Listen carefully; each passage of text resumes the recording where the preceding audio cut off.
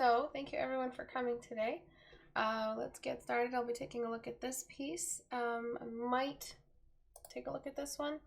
I don't know, my critique hours have been pretty focused on a piece. It's been a couple of years now where I don't really do the, the 7 or 4 piece that I used to. But before I get started, Portrait Studio is on sale for anyone interested. If you want to purchase it, you can go to my store and click on the store icon up here, the store tab. It's on sale for 50% off. The sale will continue into December and early January, because I know a lot of you have New Year's resolutions. And I've been trying to send this notification out at the start of classes to submit your work for critique, because usually I put this at the end of every video and you guys don't make it that far sometimes because my classes are too long. You go to the little Reddit icon right here to join us on the subreddit. That's where all the announcements are for the holiday challenge, the upcoming challenges for the new year, probably more creature challenges as well. But yeah, so please join us here. This is where you can submit your work to get critique. This is where people submit their 14-day challenges, their art of all kinds. It's really a wonderful community. It's a booming community. It's probably one of the biggest communities for critique online right now. So join it to get to know your friends. You need a community. If you've ever watched my wire drawing suck video, apart from line dependency and not using forms to sketch on and all the other notes that I made, the biggest one is that you're not part of a community. How are you supposed to improve if you're not surrounded by people who do what you do? There's things that you don't know that you will never know unless someone introduces you to it. There's so many things about Photoshop I never knew until I was hanging out and doing hangouts and sketching online, or there was people so much better than me and I had no idea. I wasn't the shit, back when I was 16. I thought I was the queen of the world. And I was so humbled by my community. There was styles that inspired me by other people and wonderful people that I met that changed me forever because of a community. So a community is it's important. I can't think of a metaphor right now.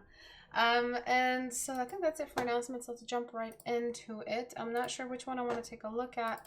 I might take a look at whichever one I don't pick next class on Tuesday. But oh yes, one last announcement. The last class of this year will be on the 17th. So we've got 1, 2, 3, 4 more critique hours, and then I have a really long break. So from the 17th to the 5th, or from the 17th to from the 17th. So the 17th is the last class, and the 5th is the first one. So from the 18th to the 4th, I'm not doing any classes. At all, anywhere. It's just gonna be a nice little sabbatical that I think I've earned after a year of absolute hell on this earth. So I'll be probably asleep, sometime on the 18th. The 19th, I might have taken a shower. The 20th, might have gone to the gym, and I might just sleep right through between the 21st and the 25th and wake up on the 25th, open my gift, and then go back to sleep, wake up on the 31st, just celebrate for like 5 minutes, and then just continue sleeping. I'm not sure if that itinerary is going to be exact, but it's going to be something very, very similar to that. But I hope I do a lot of after hours. I'm just kidding. I hope I do a lot of after hours, a lot of sketching, a lot of just, just doing what I used to do before I became a pro, full-on teacher. Just the kitty stuff that I used to do, just drawing and sketching and chilling and listening to Breath of the Wild gameplay in the background. But we're not there yet. We still got work to do, so I think I'll take a look at this one. Just because I don't talk enough about fabric, and I've done a lot of portraits in the past. I want to do this one so badly because it seems like it's more fun. I don't know. You guys vote. How about you guys vote? 1 for this one and 2 for this one. How about you guys decide which one I do? This is one I really want to do, but we haven't done fabric, and this one's also going to be great, so it's really up to you guys. So 1 for the eclipse and 2 for the sad baby. Blendomatic, why can't you just So can somebody tally what one? 1, 2, 3, 4, 5, 6, 7, 8, 9. 10.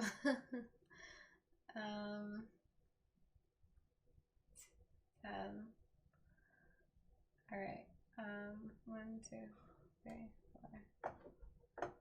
1, 2, 3, 4, 5, 6, 7, 8, 9, 10, 11. 1, 2. Blend-O-Matic, what is your fucking vote? You can't just do 2. You can't just write 12. There needs to be a poll. I don't know how to put one in. I'm sorry.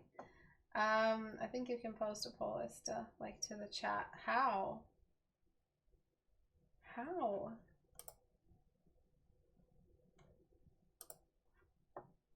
How do I post a poll to the chat?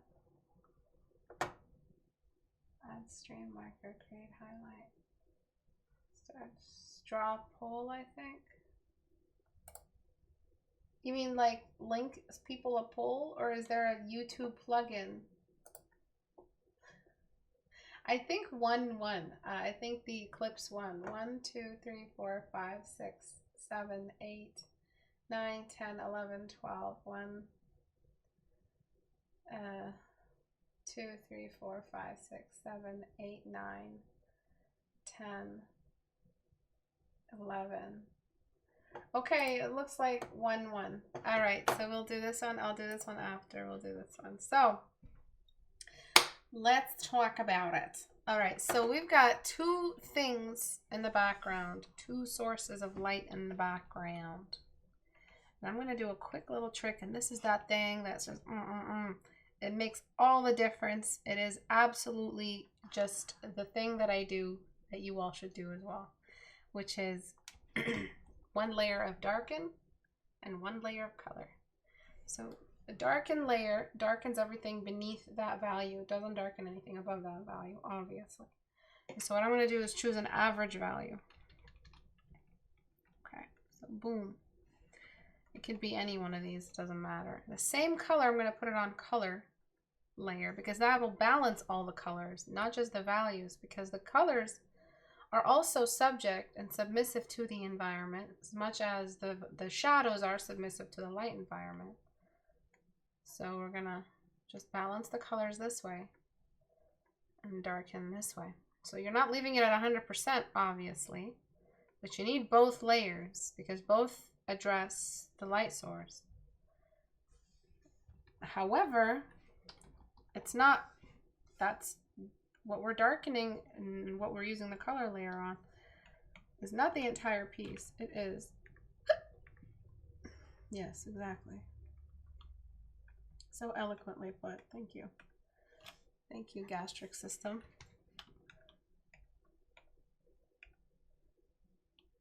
All right. It is just on the girl. And the reason why it's just on the girl is because there is what kind of light source is this? What kind of light source is she in? And what are the rules for that kind of light source? Can anyone answer? Other than my TA, Skyroar. As we know, you know. I'm joking. Go ahead and answer. I like the way you explain things. Alright, so what kind of light source is this? Any takers?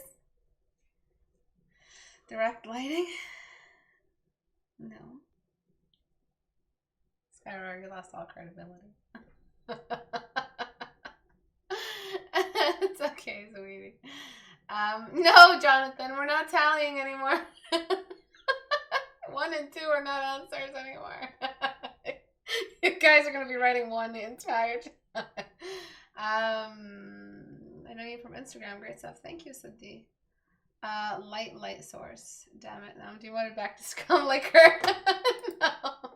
No. What kind of light source is this? Where is the light in relation to the object? Come on, you guys. Backlight? I wouldn't call it a backlight, but yeah, the light is in the back. But yes, it's backlight. But what is the other word for it? That, oh my lord.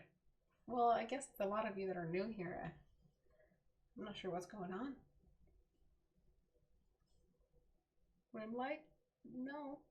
Top light? No. Come on, you guys. There's a sunset right behind her.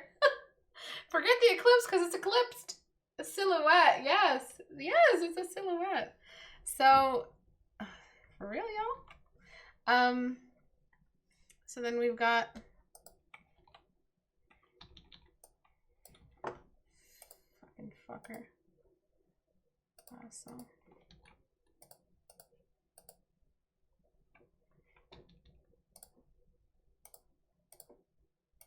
Yes, so it's I'm just trying to figure out why is doing me dirty like this. All right, we got it. We're good. So the silhouette, which you guys can't seem to figure out, is the light source. So we're deleting everything outside the silhouette on purpose because I'm going to darken or expand the shadow of that dress back into a much darker value because it is a silhouette. So we'll try to leave some light because you do have a rim light, but we're going to try to give the thing some transparency. So you, in your piece, did the opposite of what you were supposed to do. So before I lose it, I'm actually just going to preserve my lasso. When did I deselect? I'm just going to preserve my lasso in a new layer, just so I don't have to re-lasso. Okay, so what you did is the opposite. You darkened the environment and lightened the character, but the silhouette was behind her and it was a pure white sunlight, magical sun thing. That's the exact opposite of what you're supposed to do. And so before I make my adjustments for lighten and darken, which also have to follow the silhouette, I'm going to inverse this thing that you've done. I'm going to lighten the background, and I can go back and fix that eclipse in a second. I'm going to always also saturate it. I don't know why I'm talking like that. I'm going to also saturate it and then just mess with the levels a touch. Okay, so the environment right now is bigger than she is. She is much darker than it because she is in front of the light source. Also, she is small. She has to respect her environment. Select inverse. And I'm going to darken her next. Now that is technically what we're supposed to be seeing. This is what the photograph would do. All right. Does anyone have any qualms with what I just said? Does anyone have a problem with this? All right, so basically I'm saying, does anybody have any questions about whether or not this is accurate? So if you've ever seen a sunset, these are the rules. Sunset, figure or woman, images. Please don't give me like a 60s song or something. There we go. So this is technically what we're looking at. This is a good example of what happens. She is much darker. You got a light source. The environment hasn't completely gone dark because this is a flat surface technically. The earth is not flat, but it's flat relative to how small we are. It looks flat. That's why a bunch of idiots out there actually think it's actually flat. We're too small to notice the curve, and so because it's small enough, the light there is no immediate curve like a hill to cast a large enough shadow. So the ground is technically the same magnitude of light as the sky almost, especially if it's wet water, which you do have. What you did is you brightened her up, darkened the environment. Why? Because you care about your object more than you care about the environment. Because, I'm sorry for my French, you're a noob. And I say that with my absolute, the most love I can say it in. I say that with so much love in my heart because I love nicknaming you guys my noobs. All right, you guys really do worship the object you paint. Do the inverse of that. Do the inverse. Say, I right now am going to fight my urge to close Photoshop and play League. No, I'm gonna fight my urge to make everything about my object. I'm gonna just for a moment say, hey, today I woke up and I wanted to paint an object inside an environment. As soon as you say that, as soon as that's something that you want to do, instantly your environment is more important, period. Okay, so that means that you have to start considering the value of the light source, your light source situation, the direction of the light source, the environment, the textures nearby. The light environment is not just the light, it's the room within which, that's just the general term I use, a very generous term I use for the environment or what you're standing on. The room in this case is a very dim room, but it's got a lot of reflection and a very strong light source behind, meaning that the room has a glass surface, which is the water, has a bright background. It's got another little phenomenon going, but we're going to just dim that out theatrically. But that's pretty much it. So I'm trying to correct what you did here for the sake of the painting, for the sake of the environment, sorry. So we got that all figured out. We got this guy figured out, and then just look at where your colors were. Look at that. Right, so we did our darken layer under blue, and then we did our, actually that's our color, that's our darken layer. Yeah, that's our darken layer under blue, and our color layer really helped out. The colors, why did we do that to the colors? First of all, we're on the dark side. We're on the side of her that is the dark half, so any colors on this half of her just simply don't have enough saturation to show off what they're made of. So if she had like a red dress or some kind of redness, that redness would be a deep purple, and that would be the most that we get out of that area. Oops, you can't merge two transparent layers. So I'm just going to merge these down. I still have my layer here, and then I'm just going to go back to before I did all this so you could see. Layer visibility, nudge, hue saturation.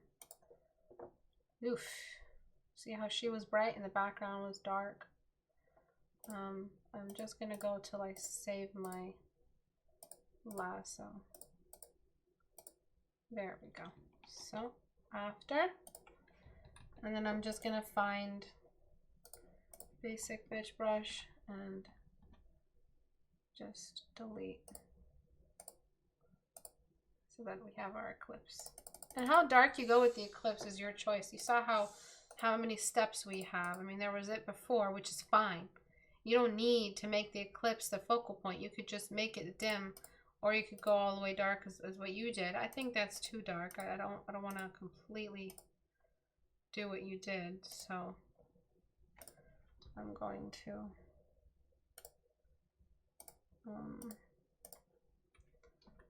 just, nope, that doesn't work.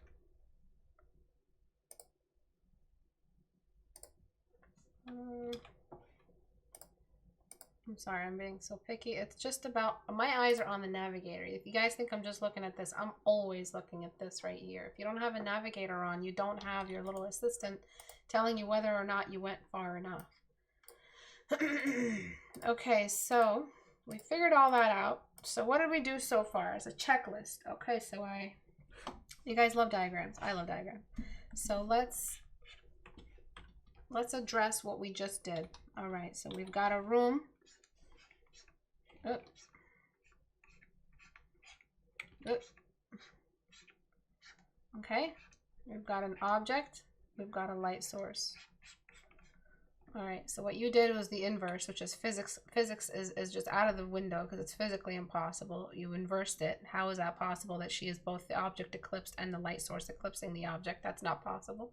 That's a noob mistake, beginner mistake. You treated the object as the, the king of the physics in the area, which is wrong. So we addressed the light source. We addressed the object. We addressed the room. All right. The room dominates the object both in color and in light. So check, check. The object's position in relation to the light source has been addressed. So check on the light source direction. The light source intensity means that, yes, we've corrected how bright the room can be. We saw me adjust a lot on the room, the eclipse, the water. All right, and then we darken the object. So there's conditions on the object, on the light source, on the room, and then all of that goes back to the object with those two layers that I did. So with those two layers that I did, the darken and color layer, those really, as long as you know that the background needs to be bright and the object needs to be dark, those really just, you know, do all the work for you. I know it's not good to think like that, though. I'll just do a critique later of my work and, you know, just throw in a color or darken layer, which is fine if you want to adjust something you didn't know you were doing wrong. But it's good to preemptively decide these early on in the painting process. So at this point, you can just fiddle with it as much as you want, because at this point you still have a strong silhouette. So you could really just like anime that shit and it'll still look good. So one thing that I want to do is a lot of conditions on the texture of the character, but before that, there is one more environmental factor I have to consider, which is the cast shadow. And then there's the reflection of the character. Two very, very tricky little guys. So, oops, select inverse. So you see, I don't want to darken the room anymore, so I'm just going to brighten the floor a little bit. And then just decide where those cast shadows are. And again, you can distort cast shadows into oblivion. No one has a little cast shadow machine. What would I call that thing? A cast shadow machine. And nobody's going to be checking whether or not it's accurate. As long as it's there serving the general purpose of a cast shadow. And then I'm going to blur it until I feel like it's accurately representing that cast shadow. Because it will be a very long cast shadow. And then I'm still going to bring back the darker half of the environment. The darker, like, border, that border that I do. All right, so then you saw how in the reference with that girl on the beach, that the sky was slightly brighter. It was almost a mirror reflection, but it was slightly brighter than the water. And so you can do actually the inverse of that as well. So merge down. It's okay because I still have my lasso preserved. I'm going to try to find a kind of like a oh man. I was using Flex on a really, really strong filter. So this actually looks pretty blue. It's okay. It's all the same. I can go back and fix it. My bad entirely. It still looks fine. But it looks a little bit monochromatic right now. I wonder what the before looked like. Oh, it's pretty blue as well. Okay, we're all good. We're good. And so I'm going to just brighten the lower half of the sky just so that that is pretty bright. Go back to my, oops.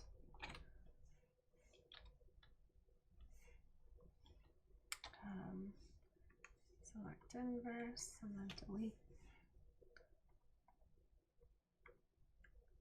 Seriously? Oh, son of a bitch. I put it on the same layer. It's okay, I'm just not in my game today.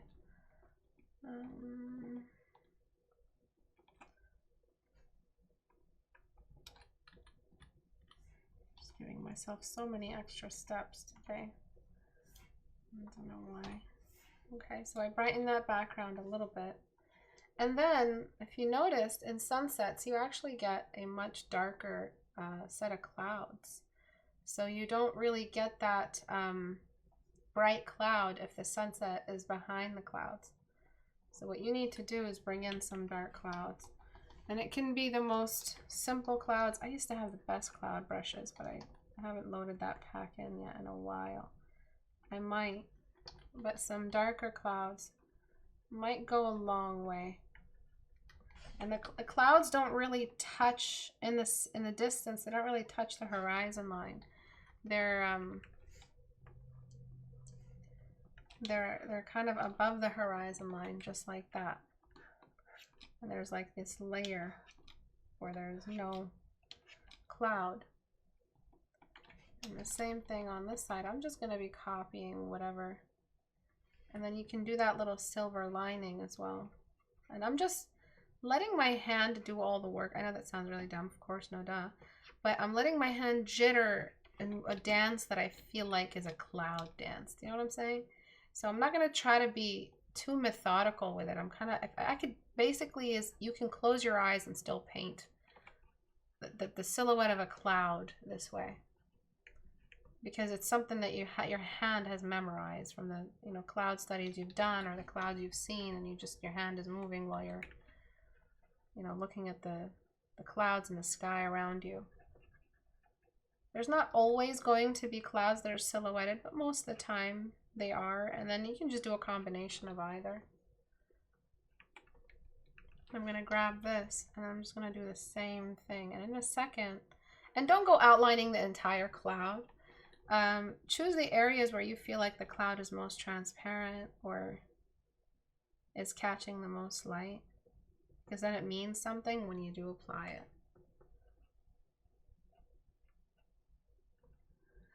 Let your toes do the work, exactly.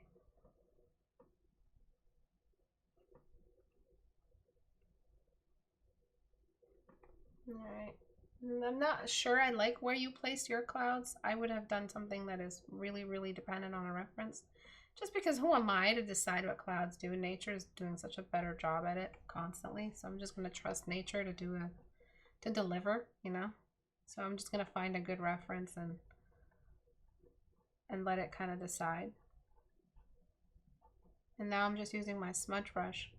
And the smudge brush also does most of the work, because when you're painting, if you guys remember using paint, smudging is also a form of painting, and that you can reorganize.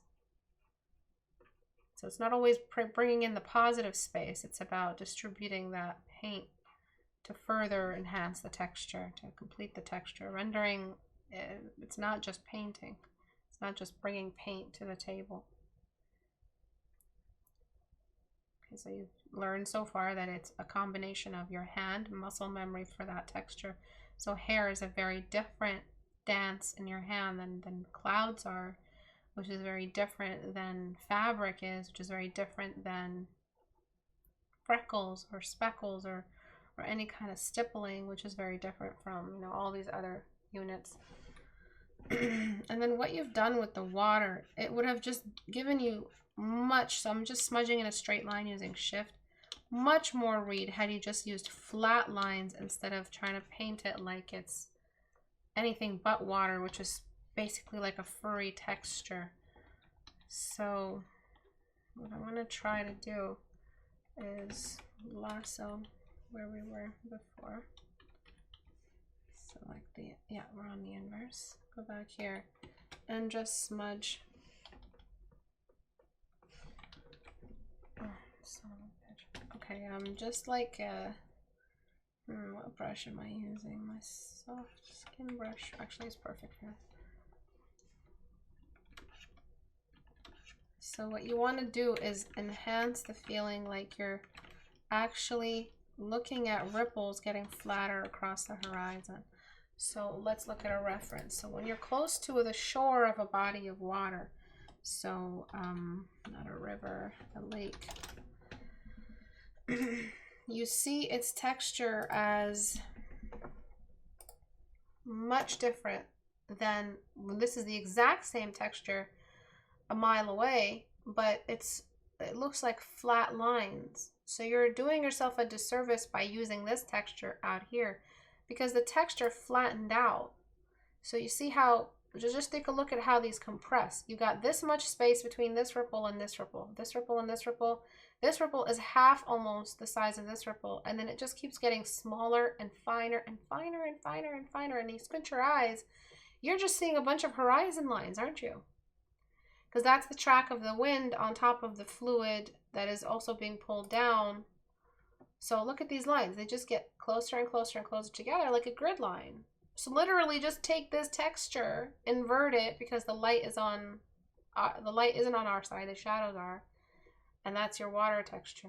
And what I used to do to achieve that feeling, back when I used to actually paint stuff, is I used to try to get some basic larger brush, increasing the size of my brush the further I went out. Okay, and this is just my little trick. And for some reason, there was like no tutorial or or thing about this. There was like nobody wanted to teach you how to draw water. It was so weird how much wasn't shared back then when I was growing up anyway. All right. And so if there is a force around her, that would be something cool you might want to employ, just like ripples. Each ripple has like a cast shadow to it. But that's your choice. Look up a good reference for that. The next thing we do is the smudge brush. Actually, before that, I have to choose where the main water ripples are. And now I'm really raising my opacity. Remember, these are the thin lines out here, so don't try to be painterly out here, which means that, you know, keeping the size of your brush too large, or else you're throwing off the compression of an object in the distance. It's okay if it doesn't look perfect. It's not about that. And then I'm gonna just increase the size of my brush, being very careful not to throw off what's happening with the water. And then this one is going to be significantly larger than the very first ones I did. And it's just still a little bit bright. The next thing I do is get my smudge brush on soft brush. And then I just go crazy. All right, so I raised the... This was all I was doing. You came into my room while I was painting.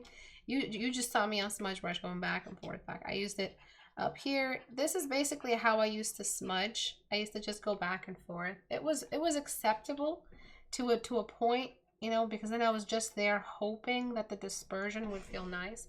And it is great, like if you want to make those wispy clouds, that's also a great tool.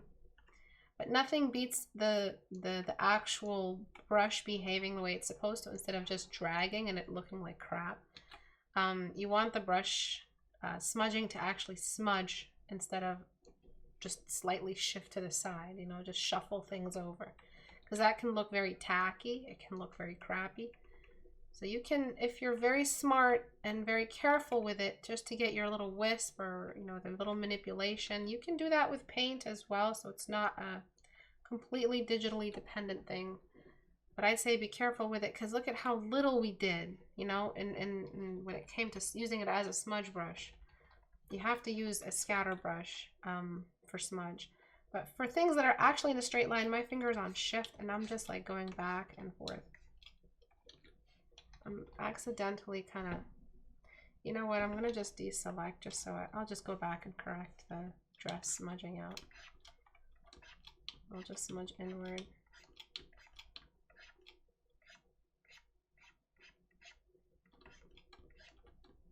So any questions at all?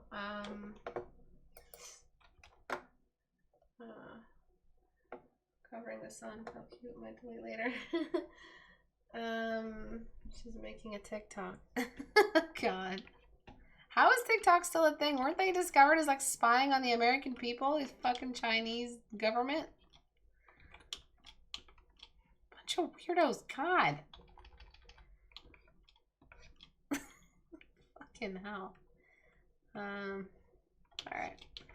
So I'm just going, oops. I'm going back and forth. Did I smudge this? Did I like bastardize this already? Probably. I'll correct it.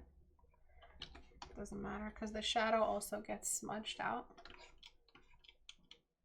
And I'm going to be a little generous with the shadow just because I'm going to smudge away like most of it. It's just a general touch. But the texture is still water. The shadow's still falling on some water. And I know this is a little bit, well, it is too much. This is all too much. But just like blocking, we over-provide the smudge we're looking for.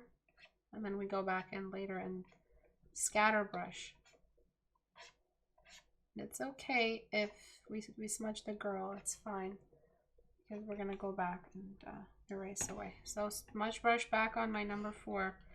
And then I'm just going to decide where I want less and where I want, you know, the same amount. So I still want to keep, oh, I'm still on 38. Be careful with the scatter brushes, because the way Photoshop does that is it's just a lot. It offers you a lot of scatter capability. All right, so I don't want too much of that one. All right, so it's actually looking like really pristine, still water, kind of rippling. And if you wanted to, you could go back and cast a shadow on every little one of these waves, because that's what they are. They're just really waves. They're just like slight depressions in the surface of the water. If your boat was on it, it'd be like, bloop, bloop. You know, your boat would just slightly just waddle. Did you like my sound effect? And then I'm going to just, you know, manually correct some stuff. So if you feel like, oh, there's too many effects, you'll just go back and hand paint most of these. And again, we have to do it like this because the root of every cast shadow is sharp. Then there's something else that happens to her, which is her reflection on the water. So you could just straight up grab a value and then just go down. And that you have two things happening. You have the reflection of her image on the water, just generally downward. Don't try to mathematically get it. And then you have her cast shadow. See how whatever I am about it, it's just about its presence. It's not about its accuracy.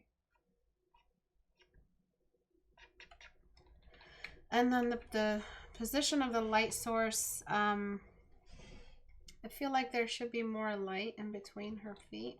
You know, just more of that really deep blue or bright saturated blue. There would be a bounce light on this part of her foot though. Okay, and then I'm going to go back to before I did all of this water stuff and delete away those ripples. So before all the smudge. So that's where I started. Paste. Select my dude. Inverse. And then delete. Okay. So we got our surface changes, which is great. And I'm just gonna correct some. Okay, so it's a lot of stuff. We're still going. We're still going. I'm gonna try to actually keep my layer unmerged just so I could mess around some more without having to keep deleting back with my lasso. So there's also some tricks you can do, like carrying the light all the way down. I'm just using dodge tool here. Not that I recommend it or not that it's a replacement for your brush. It's not. I'm gonna just try to amplify some of the bright in the back because I'm about to make her dress see-through. A little bit see-through, just as much as any fabric is. It's not any kind of chiffon or lace or something like that. All right. I do want to use dodge tool, but in order to use dodge tool like a mature adult and not someone pumped on sugar and likes, follow it up with sponge tool on desaturate. All right, because you don't want to look like a noob. So dodge tool tends to oversaturate any color that it's used on. So if you want to look like you just gained the level raise in that area, because dodge tool raises levels, it illuminates. But you don't, you don't want that nasty oversaturate that it does.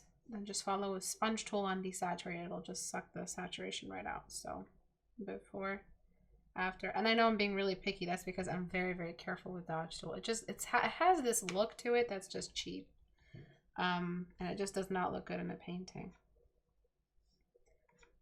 So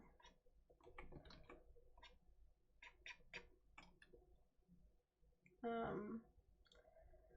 right, and then we've got her dress. All right, so there are some other things I want to do, but I can't do them till we actually work on her. So for the dress, we've got two folds. We've got lots of sections.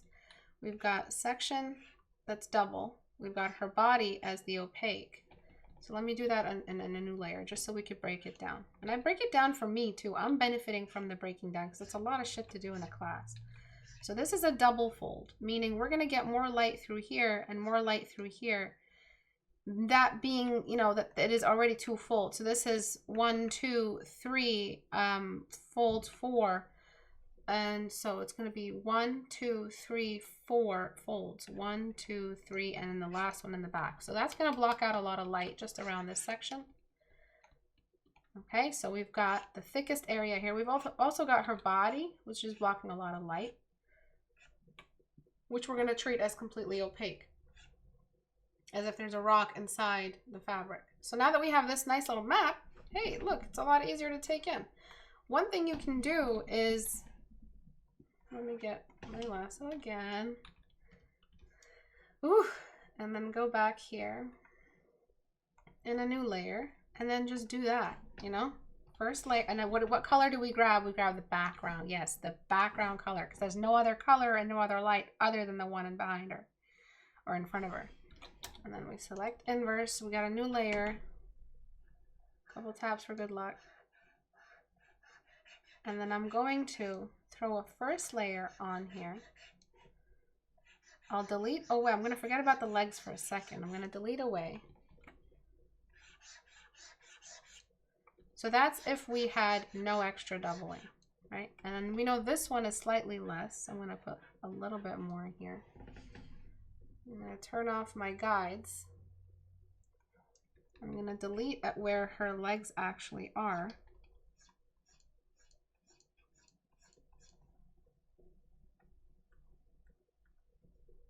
And then we know that cast shadows are slightly displaced. I mean, the sun is directly behind her, so I wouldn't worry too much about it.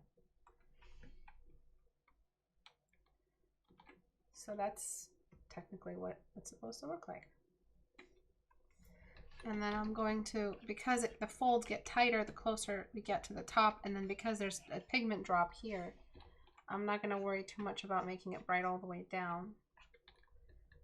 I know there might be a cast shadow here, so I'm going to stop it. And then I'm just going to smudge away. Then we need another way of darkening her dress, which is just straight up darken using an environment color or something already on her person, and then darken. And then again with my guide, you can turn your guides back on. I know where they are. I'm going to just, I don't have my lasso.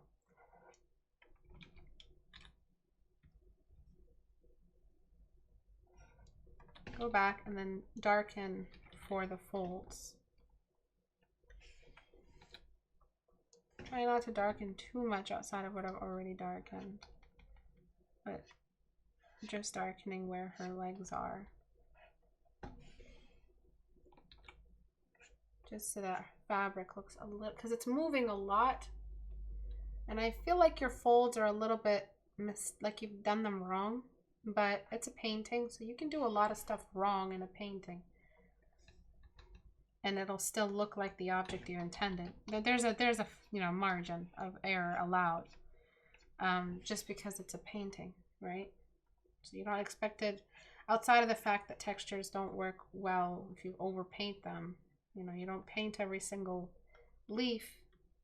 So inverse, you don't paint exact fabric folds, and it's not a photorealist attempt either. So we've also got like a little rim light along her dress, because there is a space between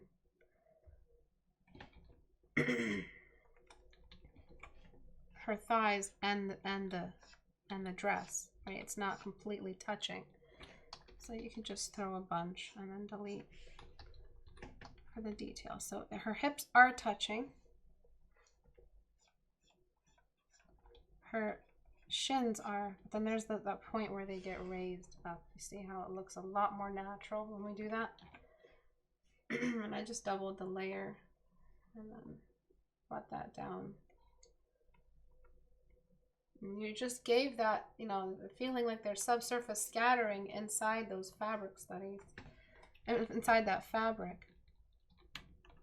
And then there's the possibility that you have a bit of a shadow just over here. And then there's ambient light, the light behind her that's just still jumping around. It might have illuminated and added volume to this fold and this fold.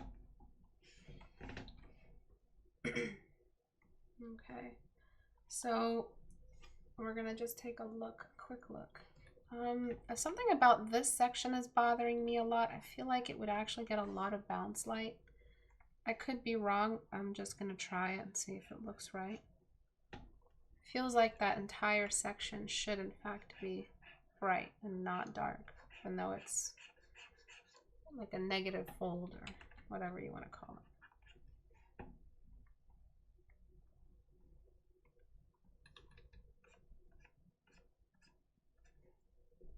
No, that actually looks right. Okay. And you just keep on going. What I'm going to do is blur whatever is not important. So if her fabric is moving in the back, I'm just going to blur it. Objects that are moving at a rapid rate, like such as the fabric or hair, should be blurred slightly, even if it's a still image, because it helps create the feeling like this object is actually moving. Her scarf feels a little bit dark. There's a pretty bright sky behind her. So I'm just going to bring in some strong ambient light, or at least some light from above. It feels like you're missing a fold here, but that's fine. I need to do a little bit of color correcting on her dress, and I believe we are done. Who knows when it comes to me, honestly. All right, so I'm just gonna color correct, and I'm gonna try to find what your original colors were and just find their equivalent in this scene. Oh, idiot.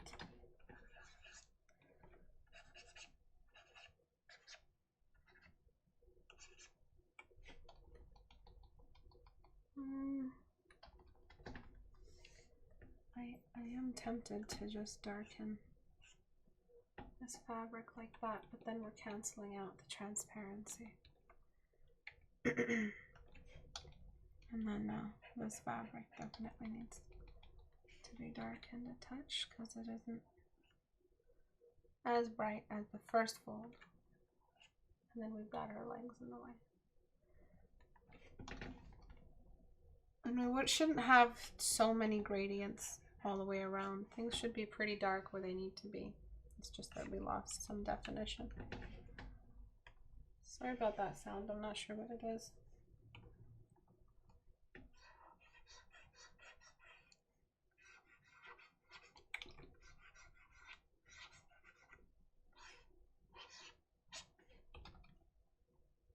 Okay, and then you've got these bracelets. I'm not a big fan of the trying to force gold to be visible. If it's not visible, it's not visible. And if you had to have gold, you know, in your scene, you should have chosen a really bright day to show some gold if it was about that gold.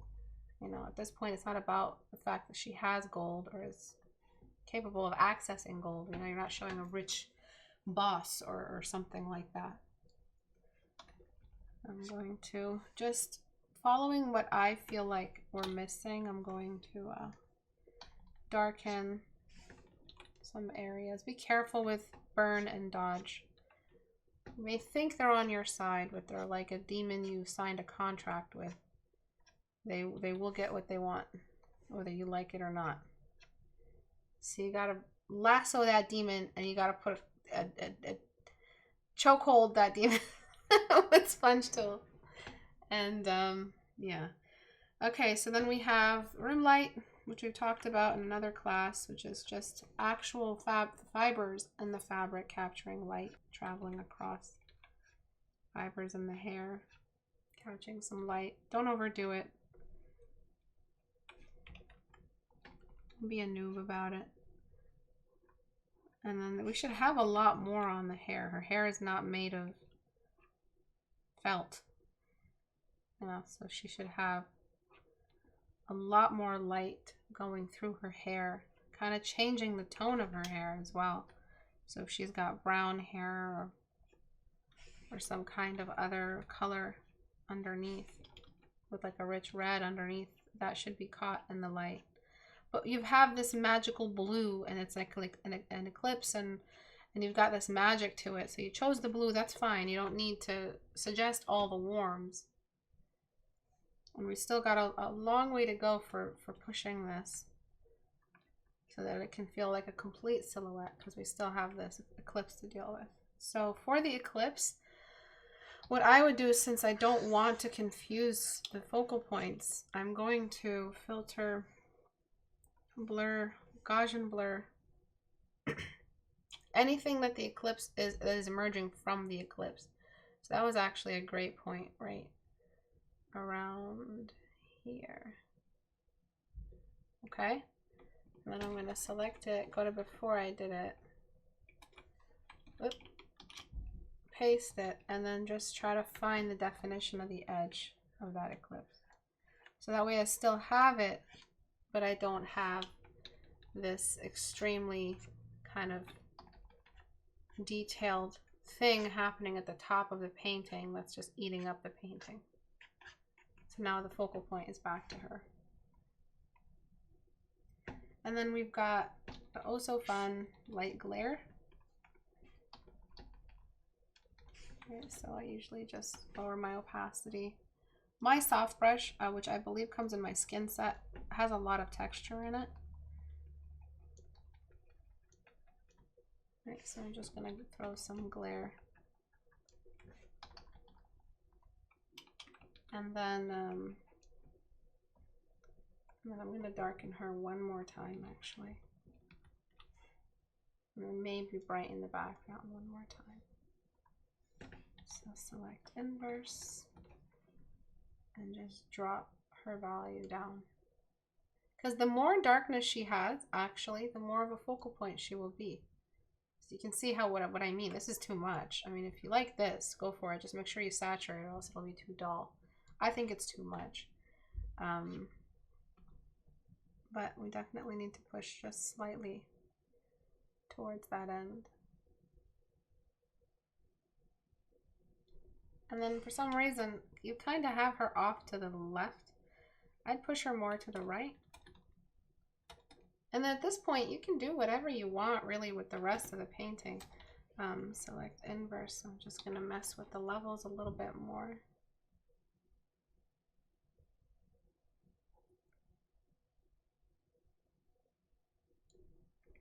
Okay, and then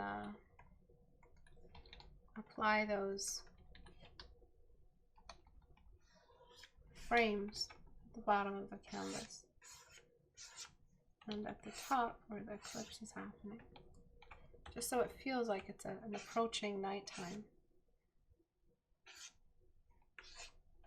And then I'll go back to before. Actually, I have it on a separate layer. I don't need to do that. And I'll just delete away at the edge of the eclipse, even into the dark half, because that's technically what's happening. She needs her eclipse glasses. She's gonna go blind.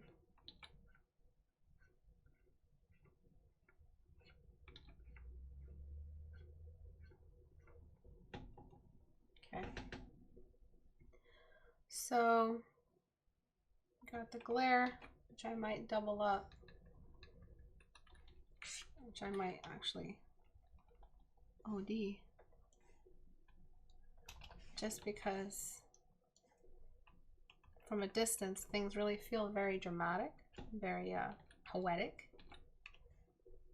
So you might actually like that excessive glare. It's really up to you. Let me know if you're watching the YouTube video. Fucking comment. You guys never comment. What the hell?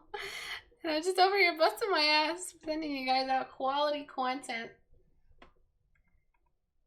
You motherfuckers never say anything. Whatever. One of these days I'm gonna die. You see what I'm doing? You see? I'm doing what grandmas do. One of these days I'm gonna die. You guys are gonna wish you commented on my videos. Yes, I'm guilt tripping you. Yes. Comment on my videos, you bastards. I want to hear something from you. I want to hear you guys talk to me. Jeez, nobody calls me anymore. Grandma needs some company. Yeah, you guys are too busy watching K-pop? Is that what it is? You guys are too busy to say anything to me? You'll miss me when I'm dead. Exactly. Not kidding. Okay, so then we are almost done. I am going to grow a pair and just,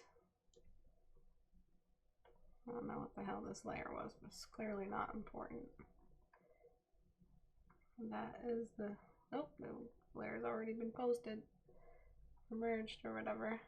I feel like she's a little too gray still, but it'll work fine. And then I think I saved it. If you wanted to, you could also desaturate the environment, which is also pretty, it feels more desolate, more dramatic, and then just saturate her. So I'm just trying to show you some saturating her. All right.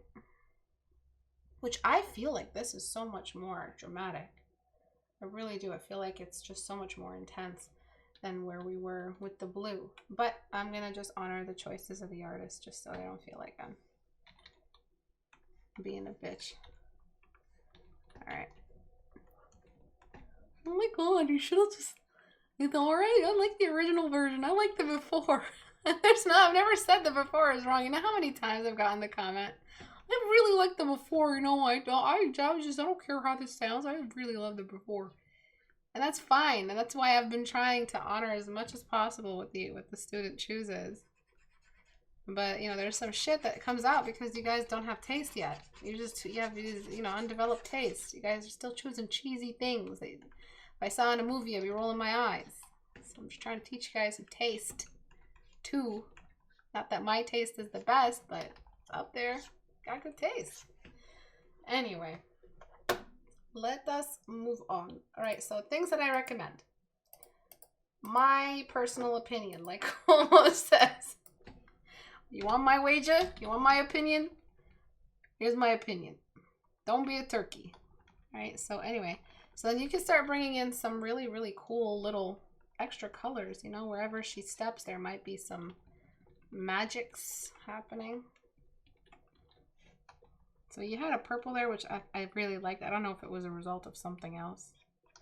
You could go and bring back the red that was there, which is no longer red, actually. It is now purple.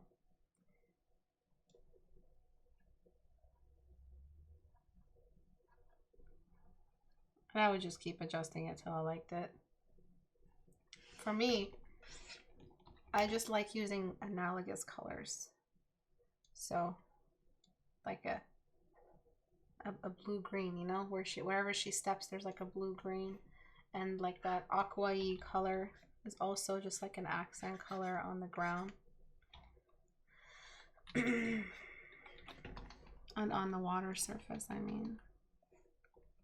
You know, just choose an accent color of some kind. You always need one. You could bring in some purple for the clouds. Just the shadows of the clouds. Just so you can bring in something else. The eclipse can be... Don't make it a yellow eclipse. It can be more of the same kind of strength in the accent color. It can be where all the blue and the water is coming from that, as long as you make it work. I like the desolate grayness, but you guys know me in gray. And then I would be careful with the red.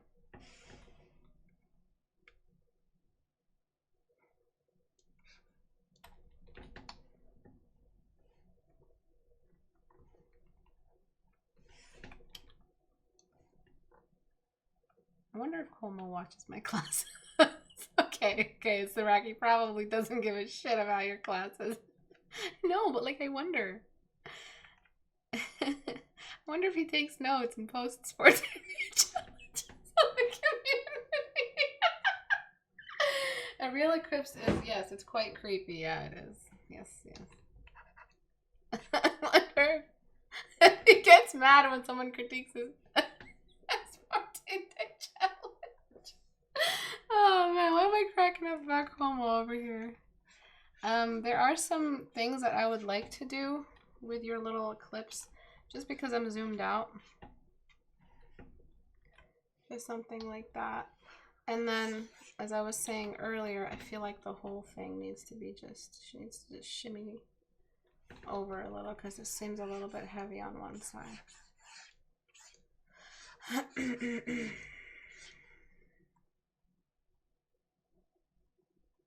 Right. Is it a rule to saturate colors when darkening? Yes. I saw in some tutorials darkened and lightened colors always need to be desaturated like it is in nature. The desaturated color is still desaturated in comparison to the light side, but there's no such thing as 100% grayscale dark side. It's desaturated in comparison to the light side that's saturated. So Como would always paint 14-inch just with masks. That's good. He would paint them all with a mask, yes. And he would never put the files in the same folder. He would give them their own folder. Anyway, that was good. So yes, it is desaturated, but it's got blue in it. But in art, you could push this because if you've ever seen like plein air forest painting, they like, you can break all the rules, you know, like there's never this much purple in these shadows. God, that's a lot of unblended paint, but it looks right. You know, but you exaggerated and oversaturated this, right? You gave it its own tone. And then we have over here, yes, this is desaturated. It's got its own value in comparison to the light bark, but it's got some rich oranges in it too.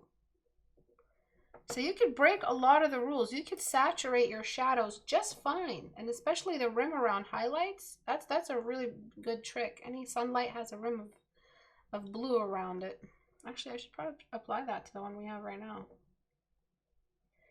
All right, so you can saturate color. I mean, look at this. It's a shadow, but it's oversaturated to hell, and it's just straight up blue. Yes, in comparison, the darker side has less light and has less shadow, but that doesn't mean that you're going to grayscale that side. It means that you could, you know, mess around a lot. Anyway, let's compare the before and after. And I feel like her shadow, before I do that, I feel like her shadow on her feet needs to be just a little bit stronger going toward her feet. Because the closer we get, the stronger the cast shadow is. And that would actually make her feel like she's actually touching the ground. And nobody sues me.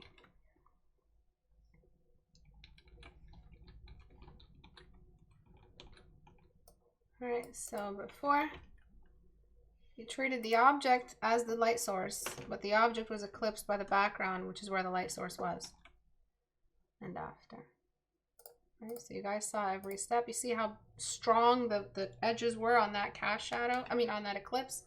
Threw off the focal point. We didn't need to know she had golden gauntlets. It wasn't going to change anything. Or wristbands or whatever that was. My lasso wasn't clean. Excuse me. So, silhouette is king. Alright, know your light source. You guys remember my little diagram? Can anyone describe the changes we made today? And let me continue other suggestions so you can, if you wanted to, really, really, really, really darken those clouds. I mean, they're right. They're darkened. And then the closer they get to that silhouette, the stronger that rim light will be, but also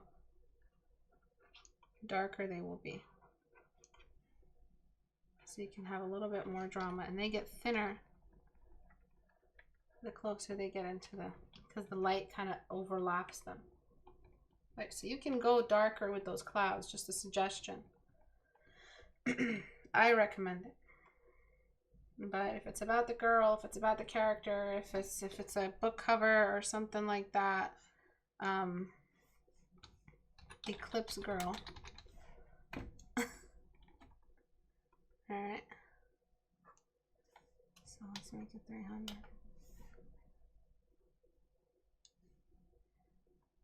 Alright, so now you have this really, really cool space at the top.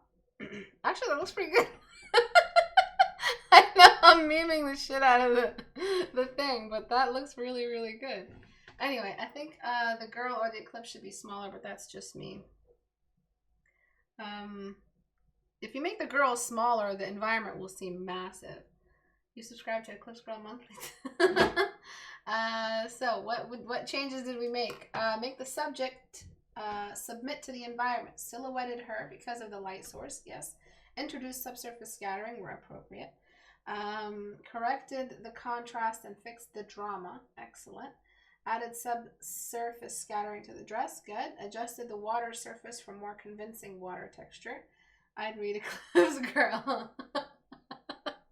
Let me just turn that off. And then we have so what did I do with the darken and lighten, darken and color layer? What did those do? Before? After. I think I've earned some water. Corrected the clouds, more organic shape.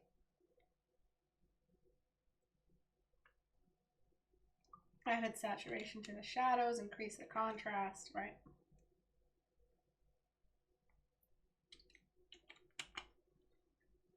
Good work.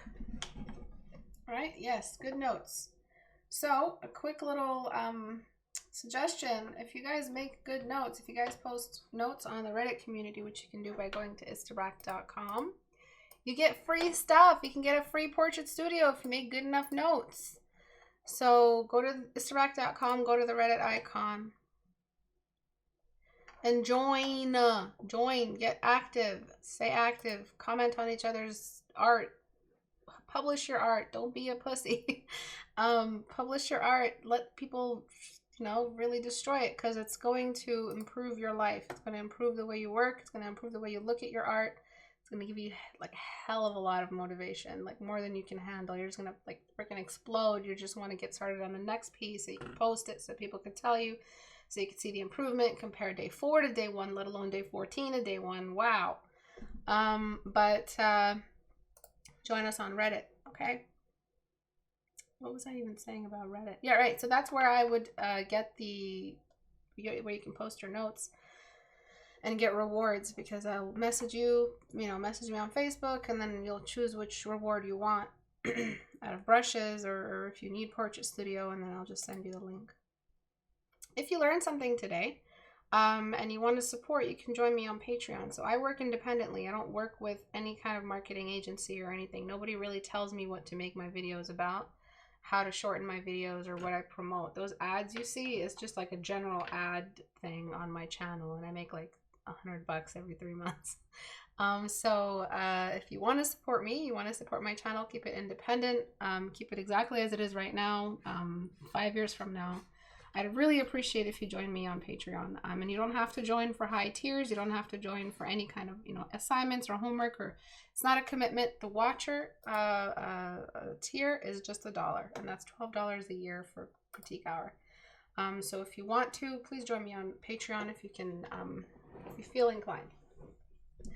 And the community challenge is due on the 17th of December. That's where I will look at all your crystalline monsters. The holiday design challenge is really cool.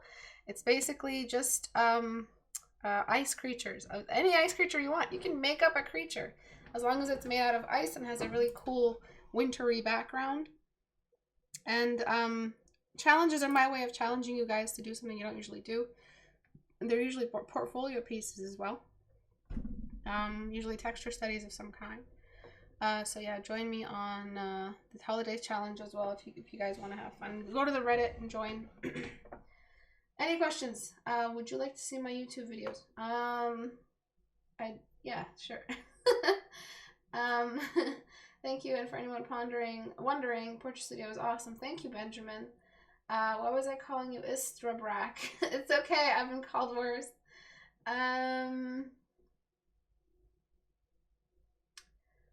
I have a thin skin, can't take critique.